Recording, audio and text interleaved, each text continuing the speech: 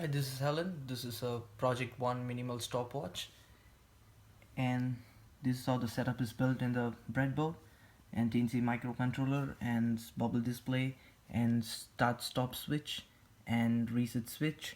And these are the four MOSFETs we used. This is a in-channel MOSFET we used, and it acts as a switching circuit, and it has the ability to change the conductivity with amount of applied voltage used for switching electronic signals. And this is the bubble display we use, like uh, for 4-digit bubble display. It's a common cathode type bubble display, and the four cathodes, common cathodes, are for each digits of the bubble display, and the anode is shared across all the display digits, and it has 8 anodes. It's shared all across 8 digits.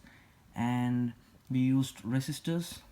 We used current limiting resistors. It's 340 ohm resistors, and we used for all anodes. It's all anodes are connected for with the current limiting resistor to the microcontroller to limit the current to the bubble display. And this is start and stop switch, and this is a reset switch, as I mentioned earlier. And this is the program code, written that program code, and we just moderating the 7 segment library. And these are like the first integer we call for the button state, and as well as for the bubble display. Initially it should represent as in 0, and we given all unsigned longs, which unsigned longs does not store the negative value.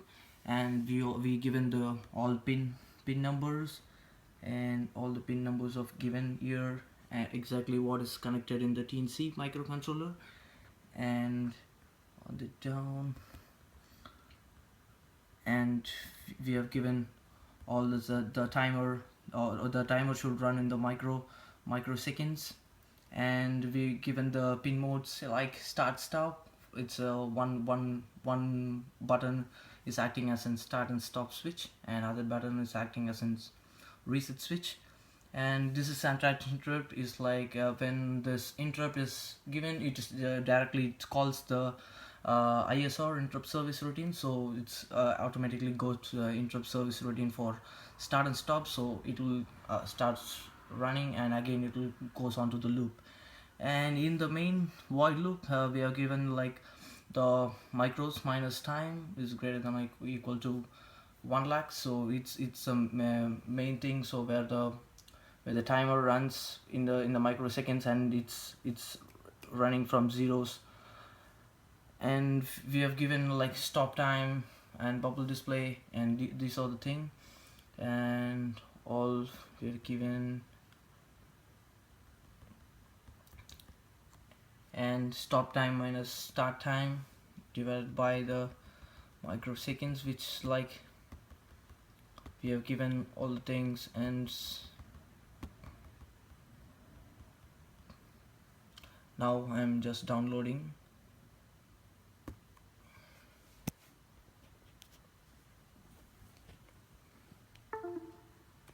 Let's download. And use this thing, we can just give for 1 second. I'm just going to start the both things simultaneously.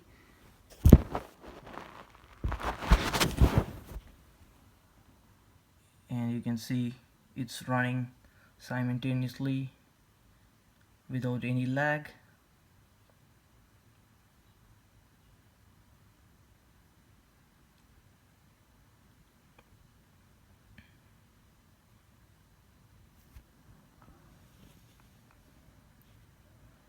Without any lag it's running. So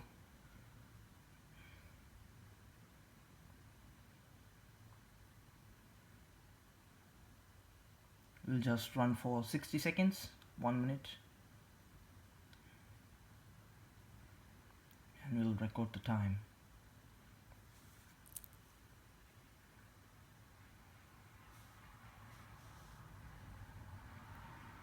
I'm going to stop.